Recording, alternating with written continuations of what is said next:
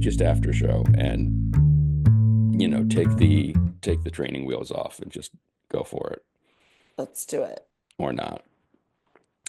We should start by mentioning we are on Substack or we have a Substack. How do you phrase What's the that? what's the proper lingo?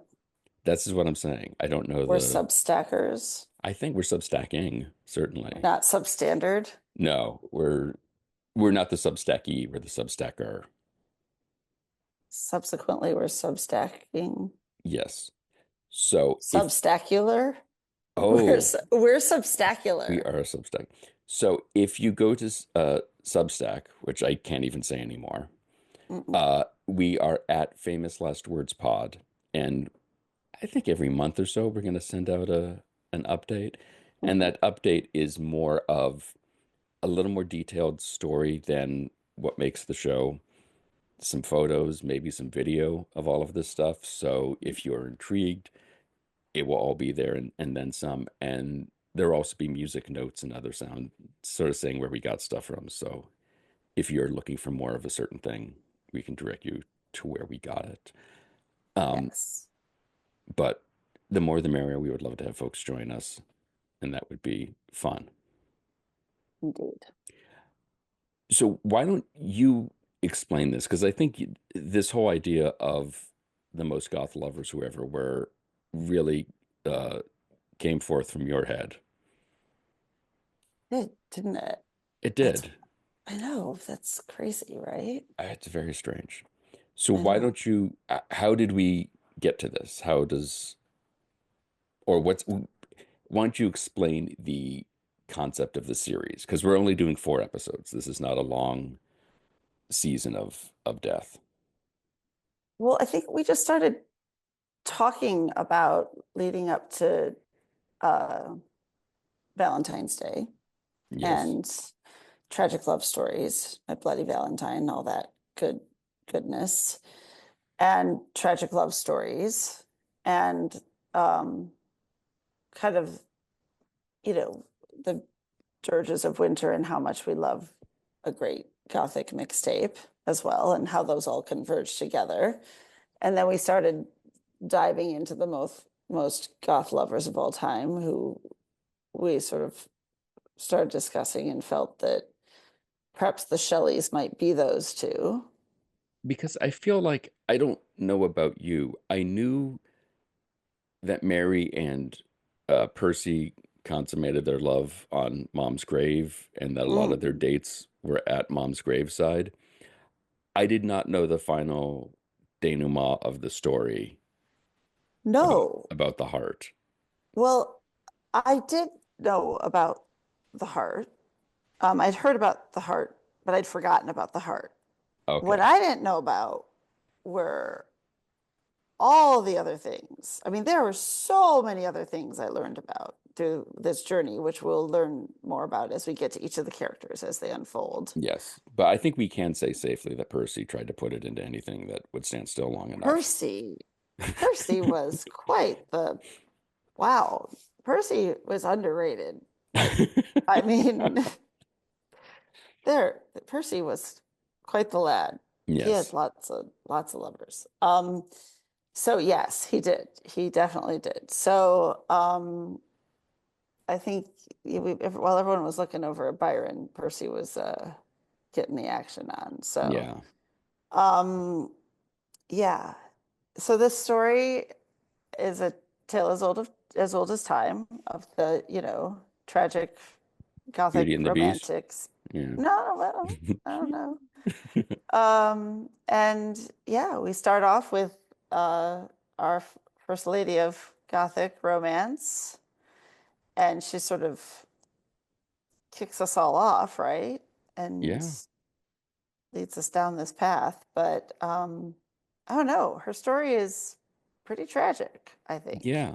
And one thing that to sort of tie it together that you might have noticed, each episode is titled using, it's mostly a 1980s, Yeah. more gothic, more uh, sad song.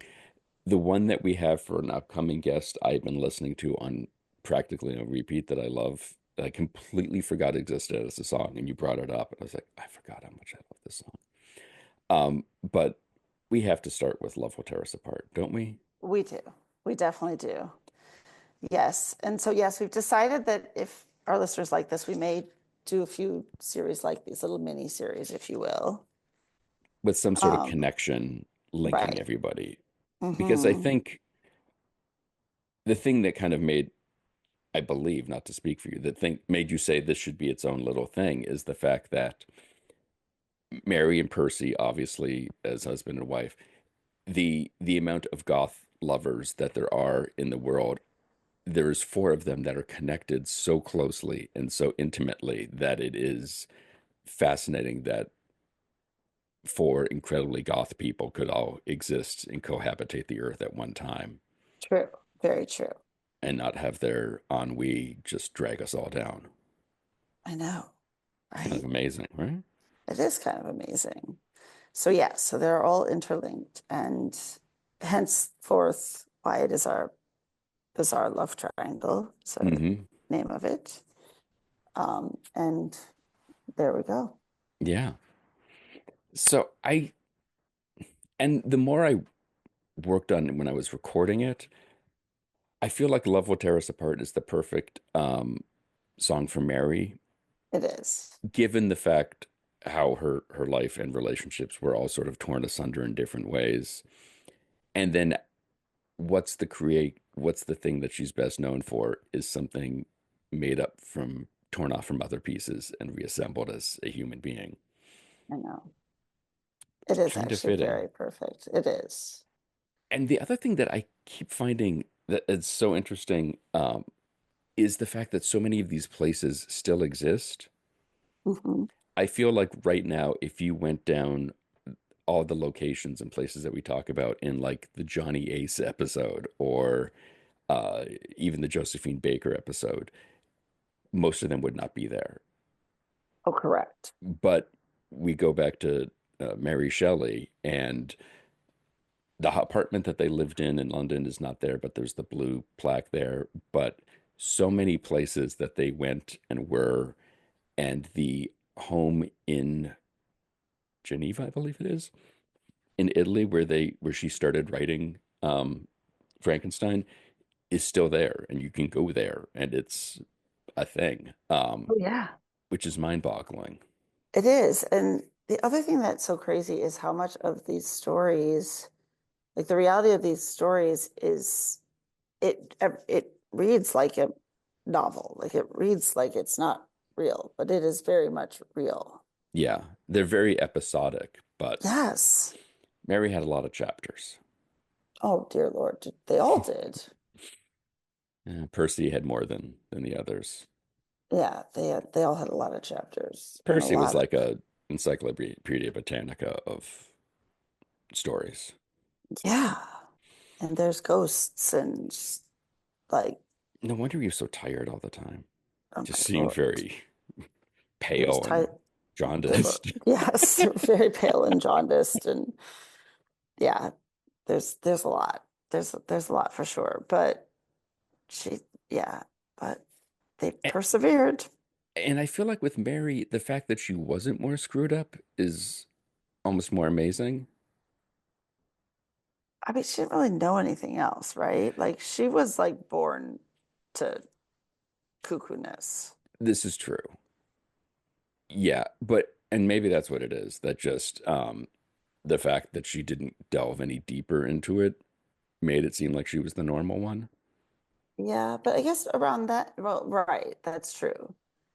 But especially if you think of the era, how would you know anything else? Like you weren't really exposed to much Right. beyond the world you were in. And I don't know much about William Goodwin, but can you be a professional anarchist? But seemingly you could, because that's what Yeah. Percy aspired to be, I mean, if you got to aim for something, that's a good place to start. I guess. It just makes me feel like I was grossly misled on career day. I suppose. You know, like Oh, if they had said like, well, you could be suffused with ennui and hang out and write sad poetry and sped most of Europe. You'd be like, okay. I mean, Sure, why not? beats digging ditches. I mean, yeah, true. This is So true. Yeah. I don't know. The other word I came across yesterday in a story in this betrambled, which I need to work into one of these episodes. Oh, yes, most definitely. Do you know this word? No, but it sounds good. So it came from the Henry Rollins had this story about flying somewhere with Lemmy from Motorhead. And the flight attendant came around and said, "What would you like?" And Lemmy reeled off three different types of alcohol. And she said, "We don't have that. We don't have that." And then he just asked for a Coke. So she gives him the Coke. He sets the glass and he like gestures across the aisle to his manager, who opens up a bag, takes out a leather satchel, removes a giant bottle of some sort of what we always refer to as oh, what was it? Now I'm going to forget what we always refer to it as. Like suspiciously colored brown liquid, you know? Okay. And he pours that in with his Coke, hands the bottle back, um, and the manager takes it and hides it under the seat again. And Lemmy turns to Rollins, who doesn't drink and has just been watching all of this, and he says, "I refuse to be betrampled by an airline."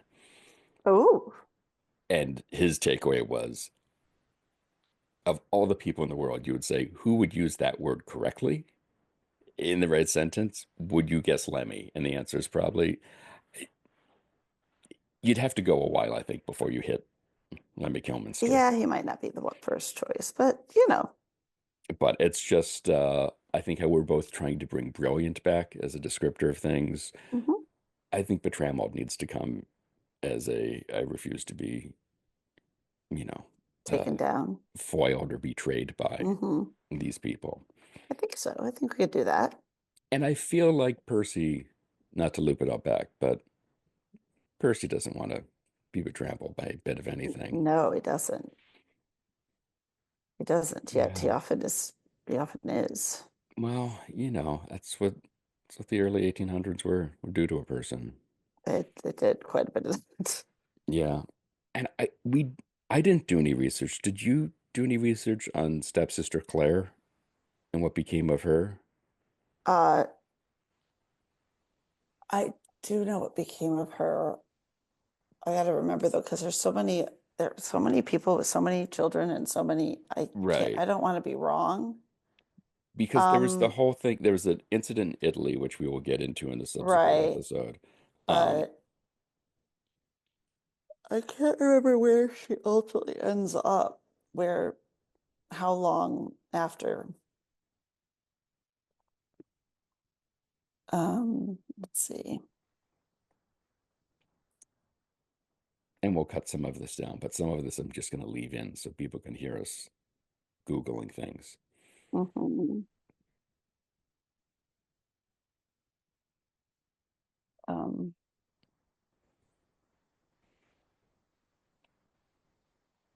she Claire Claremont, here we died. go. 1879. Whoa. Yeah. Oh, her journals were published for public consumption in 1968. Ooh. Hmm. She was portrayed in the film Gothic. Claremont later followed up her letters with visits, sometimes bringing Mary. This is at age 18 when Byron was directing at the Drury Lane Theater. Um, and she seemed to suggest that Byron might also find Mary attractive. "Do you know I cannot talk to you when I see you? I am so awkward and only feel inclined to take a little stool and sit by your feet," she wrote to Byron.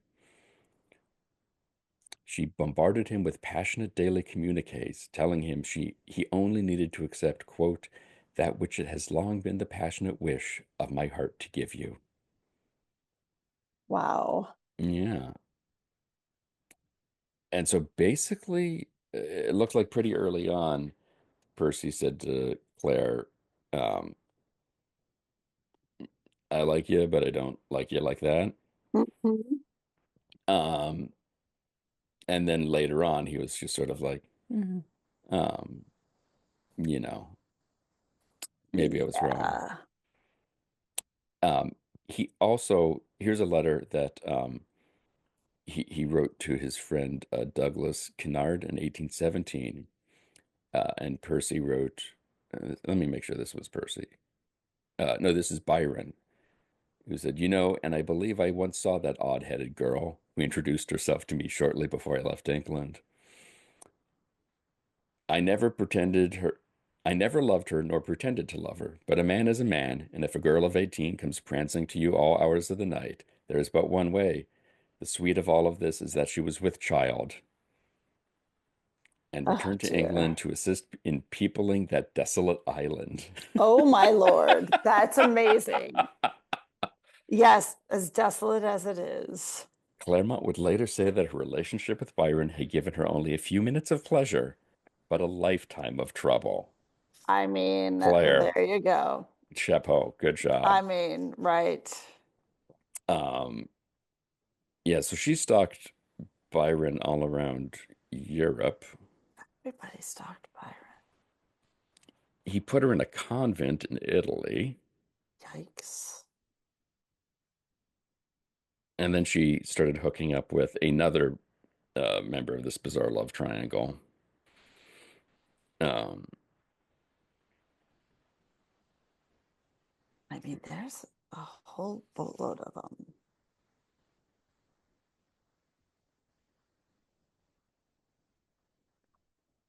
um,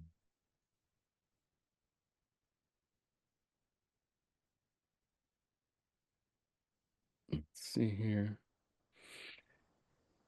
She wrote a poem. It is occasionally suggested that Claremont was also the mother of a child fathered by Percy Shelley.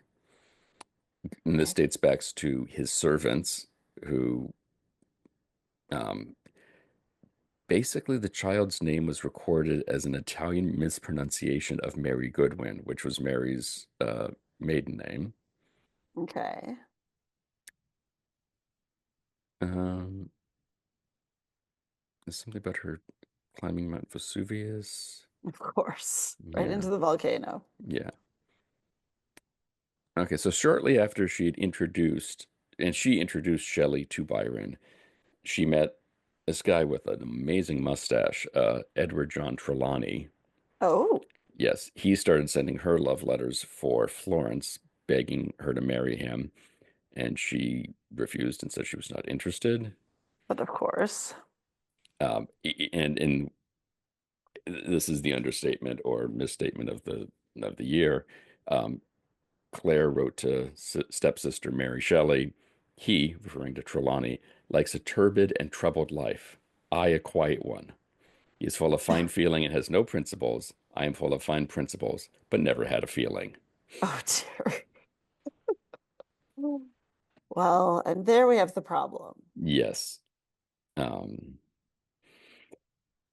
yeah, she worked as a music teacher.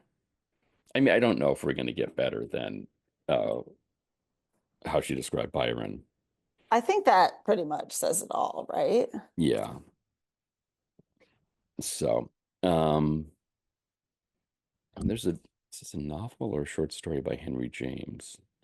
It's a novella, of course. Oh, well, of The course. Aspern Papers by Henry James um, is inspired by the true story of a retired captain who tried to buy from Mary, I'm sorry, buy from Claire the letters that Shelley had written to her, Of and course. she saved them until her death.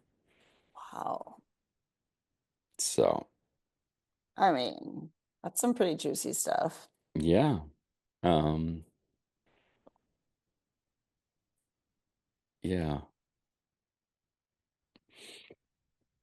And I love at the bottom of the Wikipedia page the Goodwin Shelley family tree, which is probably just a bramble of. Just gnarly. It's just twists and turns It's and yeah. No, no, uh, no self-respecting gardener would even touch it. no, you don't even go near it. Just Yeah. let it go. Just let it twist. So I don't know. I feel like we're on just the edge, the precipice, if you will, of all of this gothness Oh, that is yes. coming. And so I feel like as the weeks go by, the next 4 weeks, it's going to get more goth and more bizarre. And Oh, it definitely gets weirder. yeah, this love triangle gets bizarre. And I think in one of them, you referred to it as a bizarre love rhombus, and Yes. that's even doing it a disservice, I think. Right. It's true. It Um, gets to, I don't know, shapes unknown. yes, shapes, positions, angles. It's like a Leonard Cohen song playing at the same time as another Leonard Cohen song is playing. Yes, it's true. Um, which is perfect for this time of year. Indeed. Never mind Valentine's or Galentine's. I mean, right? Just hang out with people in graveyards. Absolutely. Who could ask for anything more? I mean, it is always the right time. Yeah. Do we have anything else to go over other than to say we are Substackers, so please Stacking. subscribe to our stacking Right. at Famous Last Words Pod. And it's been fun to lay things out in that format and Well, to see it good. with the pictures, and because as you go through these stories, there's certain things you're like, oh, I wonder what that looked like. And you can subscribe to the Substack account and see it, and there it is in That's living fun. color. That's cool. Here's Mary's house. Here's this thing. So there's a picture of the house in Geneva where Frankenstein was written. It's kind of fun. Yeah. It's a whole new world, Don't you dare close your eyes. as it Um, were. Yes.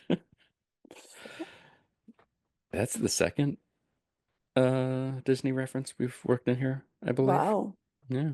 So maybe we're gonna First do time a, for first and last time. yeah, maybe our next one will be a very Disney, Yeah, Walt was busy doing other things. And he well, it was, doesn't, I don't know, maybe we'll have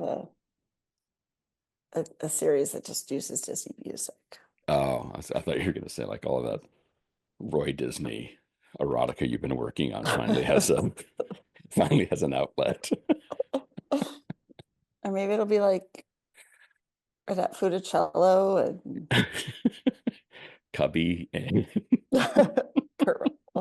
don't know. which I don't think I don't Fred know if McMurray.